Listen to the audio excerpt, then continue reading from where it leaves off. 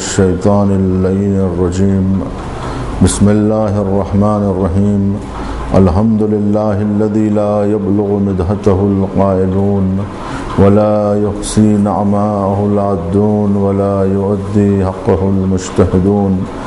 الذي لا يدركه بعد الهمم ولا يناله غوص الفتن الذي ليس لصفته حد محدود ولا نعت موجود ولا وقت معدود فطر الخلائق بقدرته ونشر الرياح برحمته ووتد بالصخور ميدان أرضه الصلاة والسلام على أشرف الأنبياء والمرسلين النبي المؤيد والرسول المسدد المحمود الأحمد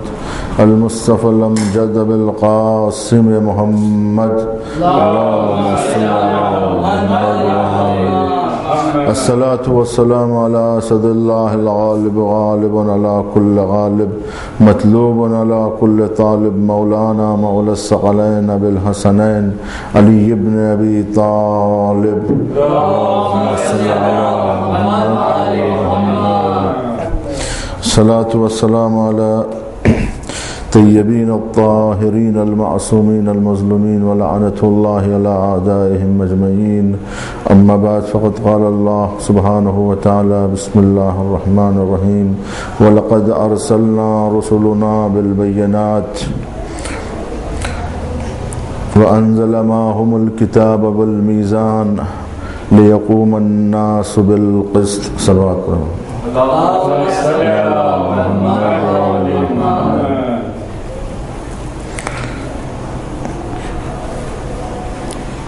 شہادت امیر المومنین علی ابن ابی طالب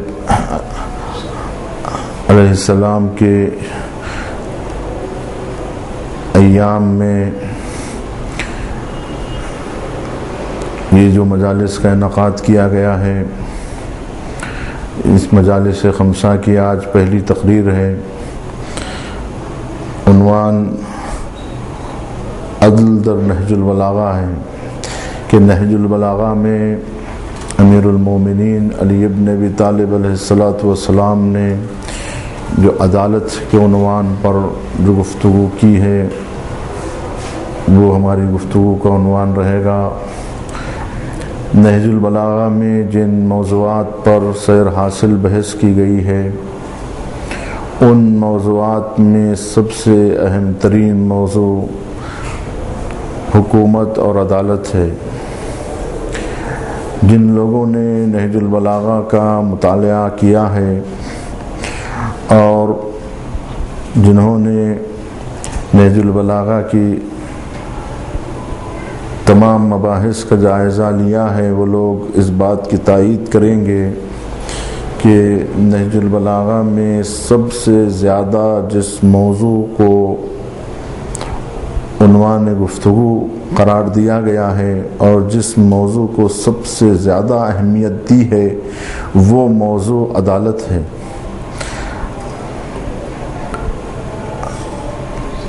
امیر المومنین نے عدالت کے عنوان کو سب سے اہم ترین موضوع قرار دیا ہے نہج البلاغہ کے مباحث میں.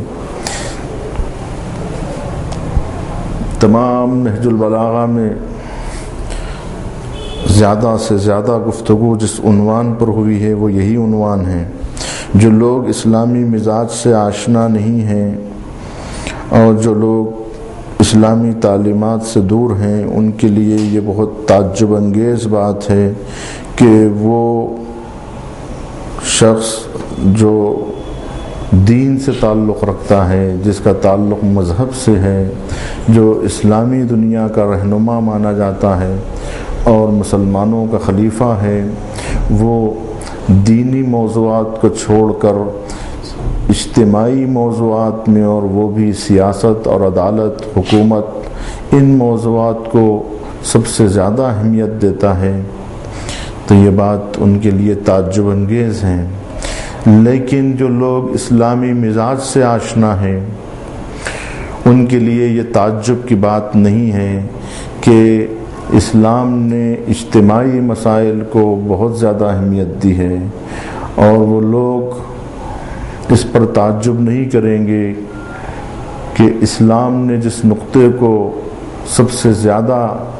اہمیت دی ہے وہ حکومت اور عدالت کا مسئلہ ہے۔ اسی حکومت کے مسئلے کے لیے جب بات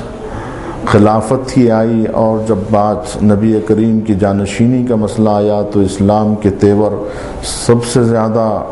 تعجب انگیز رہے کہ یا ایھا الرسول بلغ ما انزل الیک من ربک وان لم تفعل فما بلغت رسالتہ۔ یہ پیغام جو حکومت سے متعلق ہے اور ولایت سے متعلق ہے، اس پیغام کے لیے اسلام سب سے زیادہ اہمیت دیتا ہے۔ کوئی اور دینی امور کے لیے اس قدر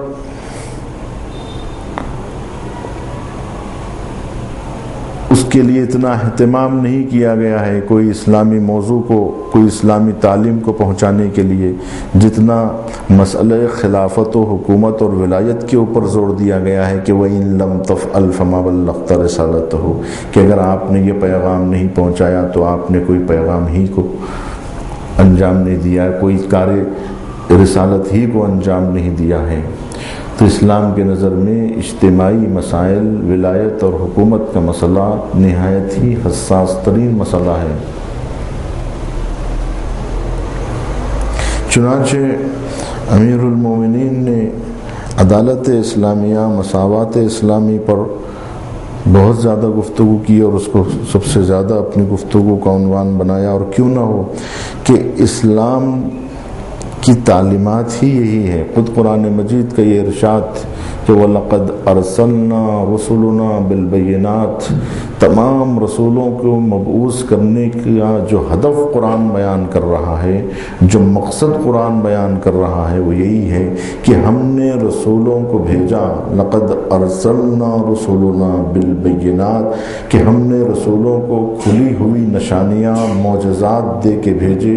کھلی ہوئی روشن دلائل دے کے بھیجے۔ کیوں؟ ہم نے کتاب دی کس لیے؟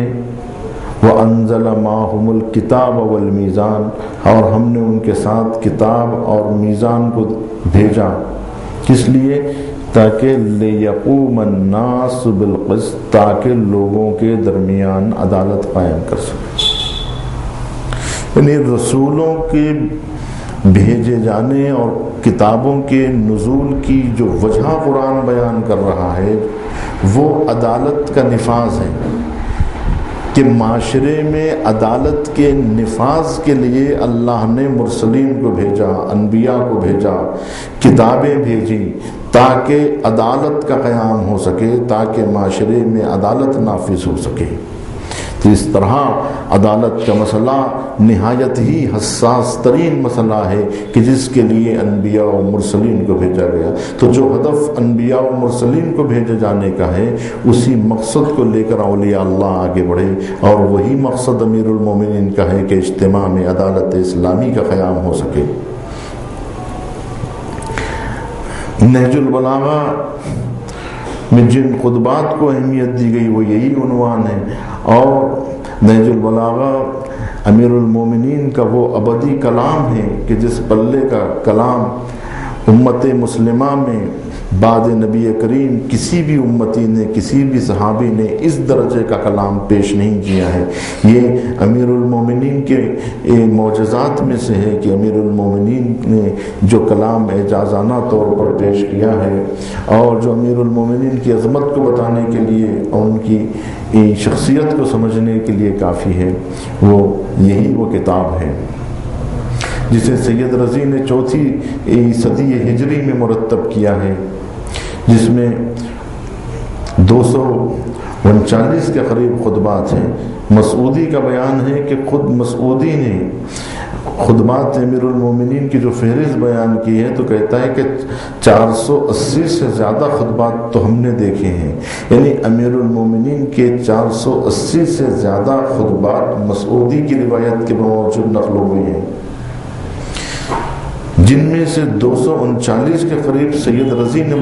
نقل کیا ہے۔ اس کا مطلب یہ ہے کہ امیر المومنین کے وہ کلام جو نہایت بلاغت اور فصاحت کا حامل تھا، اور جو الفاظ بھی امیر المومنین کے تھے، وہ خطبات کو سید رضی کی نظر ان خطبات پر پڑتی ہے، اور وہ انہی خطبات کو نہج البلاغہ کی زینت بناتے ہیں، کیونکہ خود سید رضی کی نظر فصاحت و بلاغت کا وہ معیار ہے کہ سید رضی جیسا ادیب دنیا قریش میں، دنیا عرب میں بے نظیر ہے۔ خود سید رضی کے معاصر سالابی یہ لکھتا ہے کہ یوں تو قریش میں بہت ادیب پیدا ہوئے، بہت شاعر پیدا ہوئے، لیکن سید رضی کے جیسا شاعر خود قریش میں بہت کم ملتا ہے۔ تو اس طرح سے خود سید رضی کی ادبی شخصیت مسلم ہے۔ اب سید رضی نے جس نگاہ سے اس کلام کو دیکھا ہے، یقیناً وہ ارزش کا حامل ہے کہ ان خطبات کو جو فصاحت و بلاغت عرب پر پوری طرح پورے اترتے تھے اور جو معیاری تھے، اور یقیناً وہ خطبات سید رضی کو متاثر کیے، کہ چنانچہ انہوں نے اس مجموعے کا نام ہی نہج البلاغہ رکھا، بلاغت کا راستہ۔ چنانچہ سید رضی نے اس کلام کو پیش کیا جس پر دنیا عرب گنگ ہے۔ دنیا عرب اپنے آپ کو اس کلام کے آگے اپنے آپ کو گنگا سمجھتی ہے کہ اس طرح کا کلام، اس طرح کا پیغام دنیا عرب میں کم نظیر ہے۔ امیر المومنین کی فصاحت و بلاغت اور امیر المومنین کی خطابت کی گواہی خود ان کے دشمنوں نے دی ہے۔ جب معاویہ کے دربار میں ایک شخص جو معاویہ کی چاپلوسی کرتے ہوئے یہ کہہ رہا تھا کہ میں اس شخص کے پاس سے آ رہا ہوں کہ جس کی خطابت کھوکھلی ہے نعوذ باللہ، اور جو گونگا ترین شخص ہے، جس کو بولنا نہیں آتا ہے، میں اس کے پاس سے آیا ہوں، تو معاویہ کہتا ہے کہ تو اس شخص کو گونگا کہہ رہا ہے کہ جو عرب میں اس کے جیسا فصیح و بلیغ پیدا نہیں ہوا ہے۔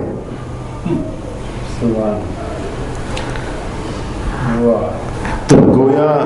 امیر المومنین کی فصاحت اور ان کی بلاغت کی گواہی دشمنوں نے دی ہے، تو امیر المومنین کے کلام اعجاز تک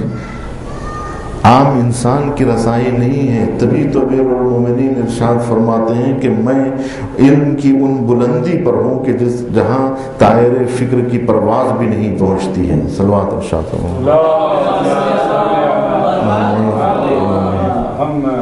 تو اس طرح نہج البلاغہ میں امیر المومنین نے تشبیہات، تمثیلات، استعارات اور کنایات کے درخت اس پیوستگی کے ساتھ نصب فرما دیے ہیں کہ جس کی شاہراہ سے گزرنے والا کوئی مسافر مجادلے اور مغالطے کی شعلہ بار دھوپ سے جھلس نہیں سکتا۔ اس طرح کا کلام دنیا عرب میں بے نظیر ہے، اور امیر المومنین کی شخصیت مسلم ترین شخصیت ہے، کیونکہ خود امیر المومنین معجزہ ہے رسالت مآب کا، کہ جن کو نصب کرنے کے لیے خداوند عالم کے یہ تیور کہ وَإِن لَمْ تَفْعَلْ فَمَا بَلَّغْتَ رِسَالَتَهُ، یعنی اجتماع کو علی کی اس قدر ضرورت ہے کہ امیر المومنین کے بغیر نظام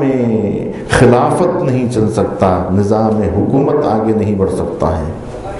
اور امیر المومنین سے بہتر کوئی عدالت کا نفاذ نہیں کر سکتا ہے، عدالت کو نافذ نہیں کر سکتا ہے۔ پیغمبروں کا ہدف اور مقصد پورا ہوتا ہے تو وہ امیر المومنین ہی کے ذریعے سے پورا ہوتا ہے، اور انبیاء کا مقصد اور ہدف عدالت اجتماعی کو برپا کرنا تھا۔ صلوات پڑھے محمد۔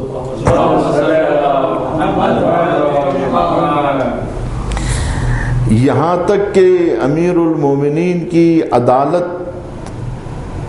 اس قدر زبان زد عام و خاص تھی کہ امیر المومنین کی شہادت کا ہدف جو بیان کیا گیا ہے وہ یہی بیان کیا گیا ہے کہ امیر المومنین شہید ہوئے ہیں تو لشدت عدلہ، کہ امیر المومنین کی شہادت ان کی شدت عدل کی وجہ سے ہوئی ہے۔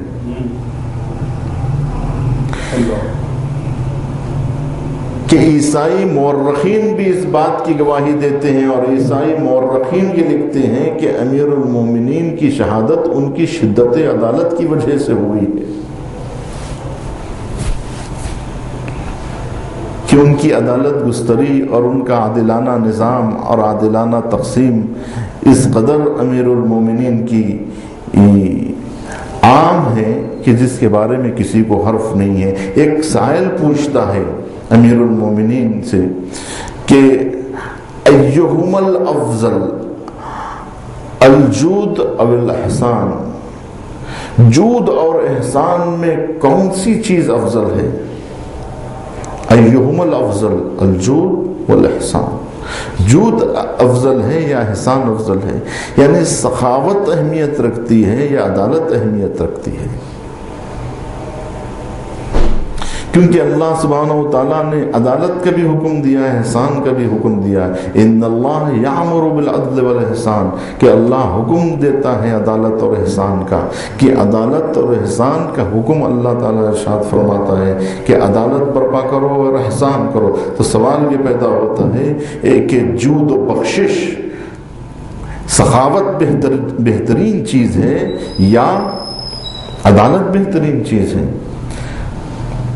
بدیہی نظر سے دیکھنے والوں کو کیا محسوس ہوتا ہے؟ عام نظر سے دیکھنے والے کیا کہیں گے کہ عدل وہ چیز کا نام ہے، عدالت وہ ہے جہاں دوسروں کی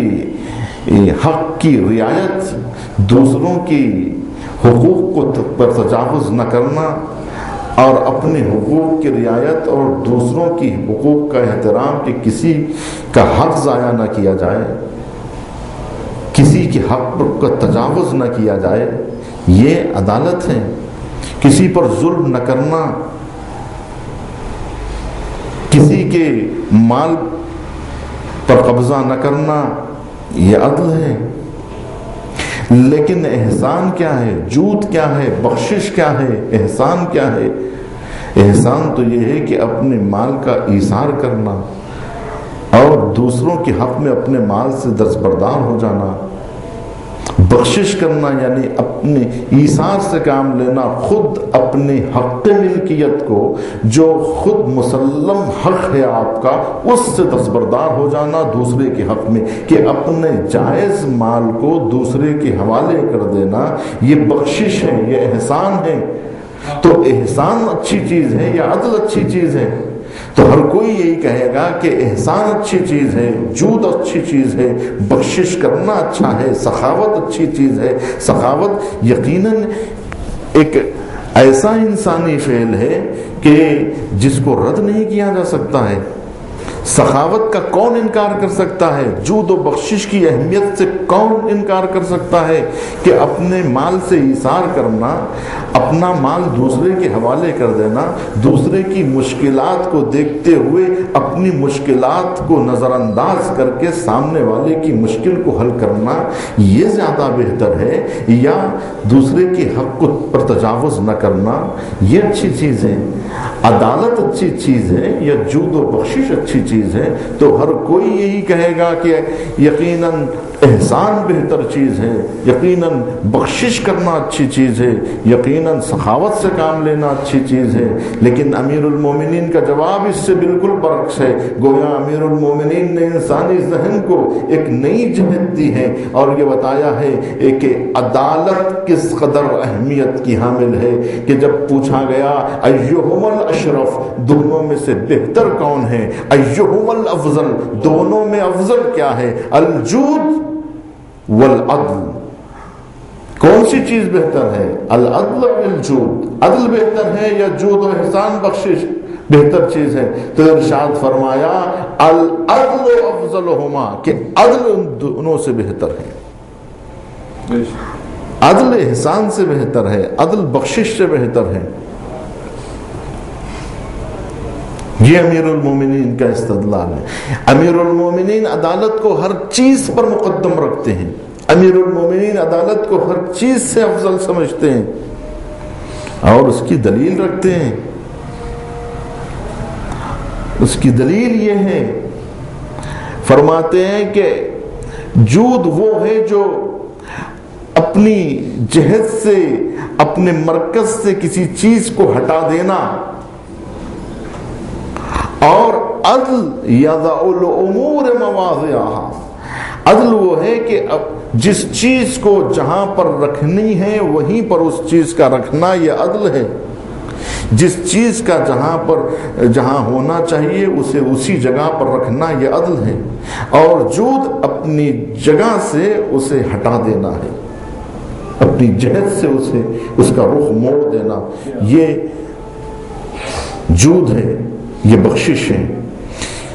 یقیناً انفرادی طور پہ ایسا معلوم ہوتا ہے کہ انسان کی فضیلت، اور یقیناً یہ غیر فضیلت کی چیز نہیں ہے، بلکہ یہ انسانی اخلاق اور انسانی فضائل کی سب سے بڑی معراج ہے، سخاوت اور جود و احسان۔ لیکن امیر المومنین فرماتے ہیں کہ جود و احسان اور بخشش اس وقت ہوتی ہے جب انسان عدالت پر عمل نہیں کرتا ہے۔ جب عدالت پر عمل نہیں ہوتا ہے تب معاشرے میں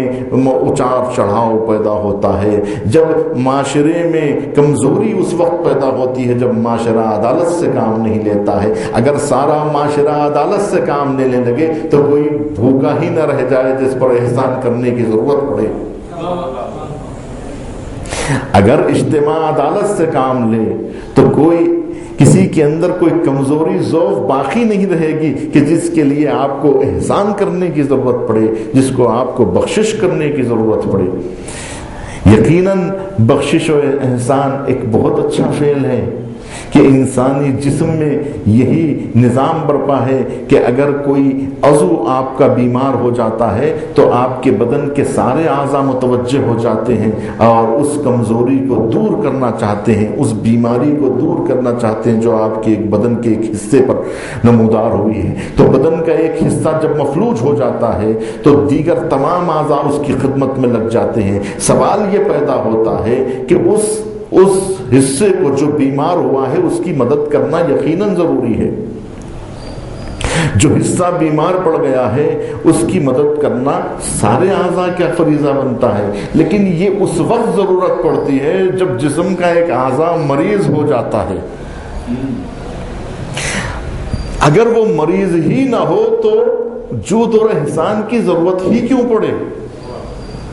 اگر جب ہر چیز اپنے اعتدال میں ہو، اس لیے کہ عدالت ہر شے کو اپنے اعتدال میں رکھنے کا نام ہے۔ جب ہر شے اپنے اعتدال میں رہے تو پھر کسی چیز کی کمزوری کا سوال ہی پیدا نہیں ہوتا، کسی کمبودی کا سوال ہی نہیں پیدا ہوتا، کہیں پر کوئی ضعف پیدا ہو جائے اس کا سوال نہیں۔ اگر سارے کا سارا معاشرہ عدالت اور اعتدال سے کام لے تو کبھی بھی مشکل پیش نہیں آتی ہے۔ یہاں تک کہ خود امیر المومنین انسانی زندگی میں یہ بتاتے ہیں کہ اگر تم لوگ اعتدال سے کام لو اور اعتدالانہ زندگی برپا کرو تو تم خود کبھی فقیر نہ ہوں گے،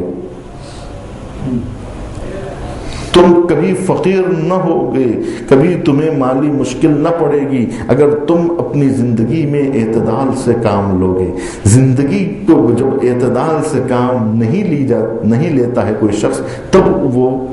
غربت کا شکار ہوتا ہے، جب وہ مصیبت کا شکار ہوتا ہے۔ العدل یضع الامور مواضع، عدل اپنی جگہ پر جس چیز کو جہاں ہونا چاہیے اسی کو وہی رکھنے کا نام عدالت ہے۔ میرا پیسہ میرے جیب میں رہے، آپ کا پیسہ آپ کے جیب میں رہے، نہ آپ ہمارے جیب پر تجاوز کریں نہ ہم آپ کے جیب پر تجاوز کریں، تو یہ ہے عدل، یہ ہے عدل۔ لیکن احسان یہ ہے کہ ہمارے جیب سے پیسہ آپ کے جیب میں جائے۔ ہونا تو یہ چاہیے کہ جس کا پیسہ اسی کی جیب میں رہے، یہ ہے عدل۔ لیکن اگر آپ کا پیسہ آپ کی جیب سے نکل کر میری جیب میں آ رہا ہے تو یہ اپنی جگہ سے ہٹ رہا ہے۔ جو چیز اپنی جگہ سے ہٹ رہی ہے وہ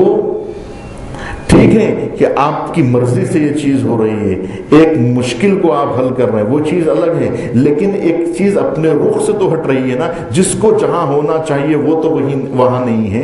جس پیسے کو جس جیب میں ہونا چاہیے اسی جیب میں رہے، یہ عدل ہے۔ اگر اس کا اپنی جگہ سے ہٹ رہی ہے تو اس کا مطلب یہ ہے کہ وہ اپنی جہت سے ہٹ رہی ہے، اپنا رخ بدل رہی ہے۔ یہ بھی بہت اچھی چیز ہے، لیکن اگر وہ اپنی جگہ پہ رہے تو پھر یہ چیز پیش نہ آئے۔ مسائل کب پیدا ہوتے ہیں؟ جب معاشرے میں عدالت کا نفاذ صحیح نہیں ہوتا ہے، جب کہیں پر کہیں ظلم ہوتا ہے، جب کسی کا حق مارا جاتا ہے تو وہاں گڑھا پڑتا ہے، جب کہیں پر گڑھا پڑتا ہے تو پھر آپ کو اسے پر کرنا پڑتا ہے۔ تو کیوں گڑھا پڑے کہ پر کرنے کی ضرورت پڑے؟ کیوں کمی آئے کہ اس کمی کو دور کرنا پڑے؟ یقیناً کمی کو دور کرنا اچھی چیز ہے، لیکن کمی کیوں آ رہی ہے؟ عدالت کے نفاذ کے نہ ہونے کی وجہ سے۔ عدالت اصل شے ہے، یعنی اصل شے عدالت ہے۔ اگر سارے کے سارے لوگ عدالت پر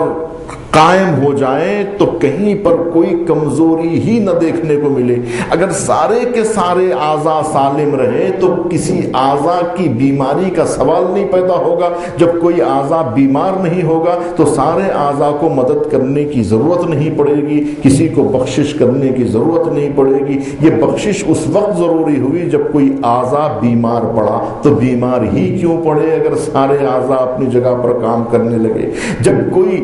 کوئی کسی کا حق سلب کرتا ہے تب وہاں مشکل پیدا ہوتی ہے، اور جو مشکلات معاشرے میں پیدا ہوتی ہے تو سخاوت کرنے کی ضرورت پڑتی ہے۔ تو سخاوت دوسرا مرحلہ ہے، پہلا مرحلہ نہیں ہے۔ اصل چیز عدالت ہے، اصل چیز احسان نہیں۔ یہ ہے امیر المومنین کا بیان، یعنی وہ فکر امیر المومنین دے رہے ہیں، وہ نظریہ امیر المومنین دے رہے ہیں کہ یہ عدالت اسلامی کا نظریہ، اسلام کے وہ نظریات ہیں عزیزان گرامی کہ اسلام نے تمام دور جاہلیت کے نظریات کو بدل دیا۔ دور جاہلیت نسلی برتری کے قائل تھی، خون کی برتری کے قائل تھی، تو جس چیز کو زمانے جاہلیت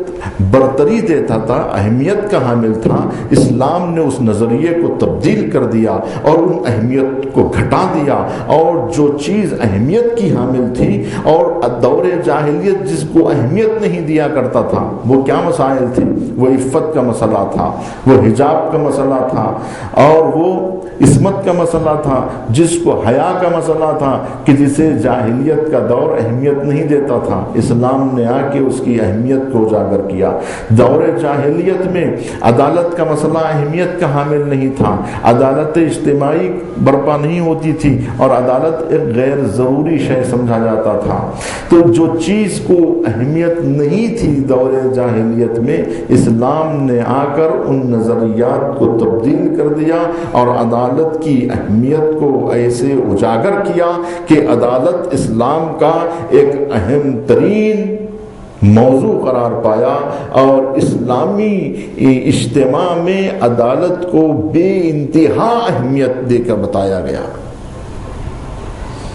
اس قدر اہمیت دی کہ عدالت کے نفاذ کو سب سے ضروری چیز بتایا، انبیاء کا ہدف بتایا، رسولوں کا مقصد بتایا۔ امیر المومنین اسی نظریے پر قائم رہے اور اسی نظریے کی بنیاد پر انہوں نے حکومت اسلامیہ قائم کیا، اور حکومت اسلامیہ کے بعد جو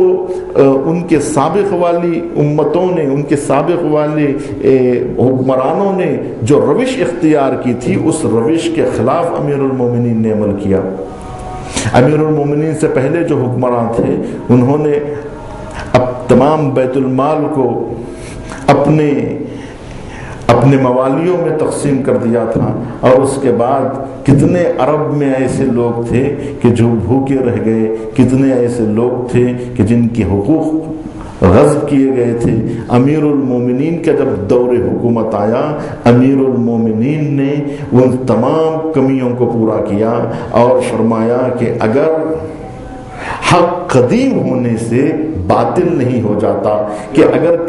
کبھی حق غصب کیا گیا تھا تو میں اس حق کو واپس لوٹاؤں گا، جو کنیزیں خریدی گئی ہیں ان کنیزوں کو واپس لوٹا دوں گا۔ اس طرح سے امیر المومنین نے عدالت اسلامیہ کا نفاذ کیا، اور عدالت اور حکومت کا نفاذ اس قدر امیر المومنین کے نزدیک اہمیت رکھتا تھا کہ حکومت کو علی نہیں چاہتے تھے مگر نفاذ عدالت کے لیے، ورنہ امیر المومنین نے کہا تھا کہ تمہاری حکومت، تمہارا اقتدار، تمہارا تخت و تاج علی کی نگاہوں میں ایک بیمار بکری کے ناک سے بہتے ہوئے نزلے کے گندے پانی سے زیادہ حقیر ہے۔ اور مقام ذیقار میں امیر المومنین نے اپنے جوتے کو ٹانکتے ہوئے ابن عباس سے پوچھا تھا کہ ابن عباس اس جوتی کی قیمت کیا ہے؟ تو ابن عباس نے کہا تھا لا قیمت لہا سیدی، اس جوتی کی کوئی قیمت نہیں ہے۔ تب امیر المومنین نے ارشاد فرمایا تھا کہ دیکھو ابن عباس، تمہاری حکومت، تمہارا اقتدار، تمہارا جاہ و روشن علی کی نگاہوں میں اس جوتی سے بھی زیادہ اہمیت نہیں رکھتی، مگر یہ کہ اس حکومت کے ذریعے سے عدالت کا نفاذ ہو سکے اور اس کے ذریعے سے حق نافذ ہو سکے۔ صلوات پڑھے محمد۔ امیر المومنین نے اگر حکومت کو تسلیم کیا تھا اور حکومت کو لیا تھا تو عدالت کے نفاذ کی خاطر، حکومت اسلامی کو ضروری بتایا تو نفاذ عدالت کے لیے کہ حکومت ضروری ہے تو عدالت کے لیے۔ اگر عدالت کا نفاذ ضروری نہ ہو سکے، سنت نبوی کا اگر اجرا نہ ہو سکے تو مجھے ایسی حکومت نہیں چاہیے، مجھے ایسا اقتدار نہیں چاہیے، مجھے وہ دور حکومت نہیں چاہیے جہاں عدالت کا نفاذ نہ ہو سکے۔ چنانچہ جب تیسرے دور حکومت میں عبد الرحمن ابن عوف نے آ کر جب یہ شرط رکھی کہ یا علی ہم آپ کو حکومت دینے کے لیے تیار ہیں، مگر شرط یہ ہے کہ آپ کو نبی کی سنت اور نبی کی سیرت کے علاوہ، قرآن اور نبی کی سنت کے علاوہ شیخین کی سیرت پہ بھی عمل کرنا ہوگا، تب امیر المومنین نے ارشاد فرمایا تھا کہ میں اس شرط کو قبول کر کے جھوٹ کی بنیاد پر حکومت حاصل نہیں کرتا، جبکہ تیسرے خلیفہ نے جو حکومت کو قبول کیا تھا انہی شرائط کے ساتھ قبول کیا تھا، لیکن کسی بھی شرط پر عمل نہیں کیا۔ کسی بھی شرط پر عمل کرنا یا نہ کرنا خود حاکم کا کام ہے، لیکن پہلے سے اپنے نظریے کو بتا دیا کہ ہم اسے قبول کرتے ہیں، بعد میں آ کے انکار کیا، تو ایسی حکومت علی نہیں چاہتے کہ جو جھوٹ کی بنیاد پر قائم ہو۔ امیر المومنین بھی چاہتے تو تمام شرائط کو قبول کر لیتے، بعد میں عمل نہ کرتے، لیکن امیر المومنین نے ایسا نہیں کیا، بلکہ اسی وقت یہ کہا تھا کہ اگر سیرت شیخین سیرت نبی کا حصہ ہے تو پھر یہ الگ سے شرط لگانے کی ضرورت کیا ہے؟ یہ الگ سے شرط لگانا اس بات کی دلیل ہے کہ سیرت شیخین سیرت نبی کا حصہ نہیں ہے، اور جو چیز سیرت نبی میں نہ ملے میں اس پر عمل کرنے کے لیے تیار نہیں ہوں۔ یہ کہہ کے علی ابن ابی طالب نے تیسرے دور خلافت کو صرف انہی شرائط کی بنیاد پر ٹھکرا دیا کہ اگر سیرت نبی پر عمل کرنے کی اجازت نہیں ملے گی اور اس پہ حلال میں اگر حرام کو شریک کر دیا جائے اور سیرت نبی کے ساتھ سیرت شیخین کو مخلوط کر کے حکومت چلانے کے لیے مجھ سے کہا جائے تو میں ہرگز ایسی حکومت کو تسلیم نہیں کروں گا کہ جہاں پر مجھے خالص سنت نبوی کا اجرا میرے لیے ممکن نہ ہو۔ تو اس کے لیے امیر المومنین کا کہنا تھا کہ اگر عدالت اور مساوات کا قیام ممکن نہ ہو سکے تو پھر مجھے حکومت کی ضرورت نہیں ہے، پھر مجھے اقتدار کی ضرورت نہیں ہے۔ جس دور میں امیر المومنین نے حکومت کو قبول کیا تو اسی شرط پر قبول کیا کہ میں عدالت کو نافذ کروں گا اور نبی کی سنت کا اجرا کروں گا۔ تو جب امیر المومنین نے سنت نبی کا بیڑا اٹھایا تو سب لوگوں نے یہ دیکھا کہ امیر المومنین کا دور حکومت میں نبی کا دور حکومت یاد آیا، نبی کے طرز زندگی یاد آیا، نبی کی روش یاد آئی، نبی کی سنت یاد آئی، نبی کی سیرت یاد آئی کہ نبی کیسے رہا کرتے تھے۔ ایک مسیحی مورخ کہتا ہے کہ امیر المومنین ایک ایسے حاکم تھے کہ جو یہ کہا کرتے تھے کہ میں کیسے کھانا کھاؤں گا جبکہ میرے دور حکومت میں کوئی انسان بھوکا رہ جائے اور میں کھانا کھاؤں، کہ کوئی برہنہ رہ جائے میں لباس پہن لو، تو پورے دور ترین نقاط عالم تک جہاں جہاں پر علی ابن ابی طالب کی حکومت تھی ان سب رعایا پر علی ابن ابی طالب کی نظر تھی، اور امیر المومنین ایک ایسے حاکم تھے۔ چنانچہ جب امیر المومنین کی شہادت واقع ہوئی ہے اور جس قاتل کو پکڑ کے لایا گیا تھا تو لوگ یہ سمجھتے تھے کہ جب علی کی آنکھیں کھلیں گی تو امیر المومنین بدلہ لینے کا حکم دیں گے اور قاتل کے ساتھ بے رحمی سے پیش آئیں گے، لیکن لوگوں نے دیکھا کہ جب امیر المومنین کی آنکھیں کھلتی ہیں اور تو ارشاد فرماتے ہیں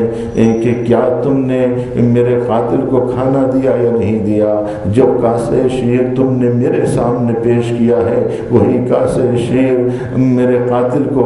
دیا یا نہیں دیا؟ امیر المومنین کہتے ہیں میں اس وقت تک کاسے شیر کو منہ نہ لگاؤں گا جب تک کہ اس قیدی کو تم نہ دو کہ جسے تم قیدی بنا کر لائے ہو۔ امیر المومنین نے پہلے اپنے قاتل کو دودھ پلایا ہے، اس کے بعد خود دودھ پیا ہے۔ امیر المومنین نے یہ بتایا ہے کہ جو سرکار کا قیدی اور اس کا مہمان ہوتا ہے اس کو وہی غذا دی جانی چاہیے جو خود سرکار کی غذا ہوتی ہے، تو حکومت جس غذا کو استعمال کرتی ہے وہی غذا اس حکومت کے مہمان کو اور اس حکومت کے قیدی کو دی جانی چاہیے، اس لیے کہ وہ حکومت کا قیدی ہے، حکومت کا مہمان ہے۔ امیر المومنین نے پھر آنکھ کھولی اور ارشاد فرمایا کہ کہیں ایسا نہ ہو کہ میری شہادت کے بعد تم لوگ میرے خون سے ہولی کھیلنے لگو اور میرا نام لے کر گلی گلی قتل کرتے پھرو اور ناحق مسلمانوں کا خون بہا دو۔ امیر المومنین کی آخری وصیتوں میں یہ وصیت بھی ملتی ہے کہ آپ نے بنی عبد المطلب کو متوجہ کر کے کہا یا بنی عبد المطلب، اے عبد المطلب کی اولادو، یہ یاد رکھو کہ اگر میں اسی ضربت سے شہید ہو جاؤں تو میرے قاتل پر بھی ایک ہی ضربت لگانا اور دوسرا وار نہ کرنا۔ اس کے بعد یہ بھی کہا ہے کہ دیکھو میں نے نبی کریم صلی اللہ علیہ وآلہ وسلم سے یہ سنا ہے کہ کسی کے ہاتھ پیر کو نہ کاٹو، تو دیکھو میرے قاتل کے ساتھ بھی ایسا کوئی معاملہ نہ کرنا کہ نبی کریم نے کسی نجس جانور کے لیے بھی ایسا حکم نہیں دیا ہے کہ اسے ہاتھ پیر کاٹ دو، دیکھو میرے قاتل کے ساتھ ایسا سلوک نہ کرنا۔ جس نے ایسا کوئی حاکم دنیا کہاں پیش کرے گی کہ جو اپنے قاتل کے ساتھ ہی یہ وصیت فرمائے کہ اس کا خیال بھی امیر المومنین کو تھا کہ میرے مرنے کے بعد کہیں کسی کا ناحق خون نہ بہایا جائے، کسی سے ایسا قصاص نہ لیا جائے کہ جس کی وجہ سے حق کی پامالی ہو اور عدالت کا نفاذ نہ ہو سکے۔ امیر المومنین نفاذ عدالت کے لیے اپنی جان قربان کر دی کہ عدالت کا نفاذ ہو سکے، تبھی تو دشمن نے بھی یہی کہا کہ علی ابن ابی طالب کی شہادت ان کی شدت عدالت کی وجہ سے ہوئی ہے۔ عدالت پر اتنے گامزن رہے، عدالت اتنی پسند رہی اور عدالت کا نفاذ امیر المومنین کے لیے اتنا اہمیت رکھتا ہے، دنیا علی کو پہچانتی نہیں ہے اور جس علی کو مانتے ہیں اس علی کو نہیں مانتے، کہ جس علی کو خود امیر المومنین نے اپنا تعارف کروایا ہے، جس علی کا تعارف نبی کریم نے کرایا ہے۔ جب نبی کی خدمت میں کچھ لوگ آ کر امیر المومنین کی شکایت کرنے لگے تو کہا، نبی کریم نے کہا دیکھو میں علی کی شکایت نہیں سننا چاہتا، میرے سامنے علی کی شکایت نہ کرو، اس لیے کہ انہو لخشن فی ذات اللہ، علی وہ ذات کا نام ہے جو اللہ کے معاملے میں بہت سخت ہے کہ امیر المومنین اپنے قاتل کو تو برداشت کر سکتے ہیں لیکن اللہ کے دشمن کو برداشت نہیں کر سکتے۔ مزاج علی یہ ہے کہ وہ اپنے قاتل پہ تو رحم کر سکتے ہیں لیکن اللہ کے دشمن پہ رحم نہیں کرتے۔ یہی رسول کے ساتھیوں کی صفت اللہ نے بیان کی کہ محمد رسول اللہ والذین معہ اشداء علی الکفار والرحماء بینہم۔ اے نبی، اے لوگوں دیکھو، اب اللہ کا رسول وہ ہوتا ہے اور اس کے ساتھ رہنے والے وہ لوگ ہوتے ہیں کہ جو کافروں پر رحم نہیں بلکہ اپنے دوستوں پر رحم کھاتے ہیں اور اللہ کے دشمنوں پر شدت کے ساتھ برتاؤ کرتے ہیں۔ بدر و حنین کے معرکوں میں دیکھا کہ علی کی ذوالفقار چلتی رہی لیکن وہی ذوالفقار اپنے قاتل کے جواب میں نہیں اٹھتی بلکہ وارث خیبر و خندق یہ کہتا ہے کہ میں اس وقت تک کا سے شیر کو منہ نہ لگاؤں گا جب تک میرا قاتل نہ پی لے۔ لعنت اللہ علی قوم الظالمین وسیعلم الذین ظلموا ای منقلب ینقلبون۔ یا اللہ یا اللہ یا رحمان یا رحمان یا رحیم۔ پروردگارہ ذکر قلیل کو قبول فرما، مریضوں کا شفایاب فرما، پروردگارہ ہماری نمازوں روزوں کو قبول فرما، پروردگارہ تلاوت قرآن کی کثرت کے ساتھ تلاوت کا شرف عطا فرما، پروردگارہ ذکر الہی کی توفیق عطا فرما، پروردگارہ قرآن مجید کی آیتوں کو سمجھنے کی توفیق عطا فرما، پروردگارہ فہم قرآن اور الفاظ قرآن کے سمجھنے کے ساتھ ساتھ اس پر عمل کرنے کی توفیق عطا فرما، ہمارے قلوب کو نور وحی نور ایمان سے مزین فرما، امام عصر جل اللہ تعالی فرجہ الشریف کے ظہور میں تعجیل فرما، ہمیں ان کے اعوان و انصار شمار فرما، متو سورہ حمد سورہ اخلاص کے تلاوت فرما۔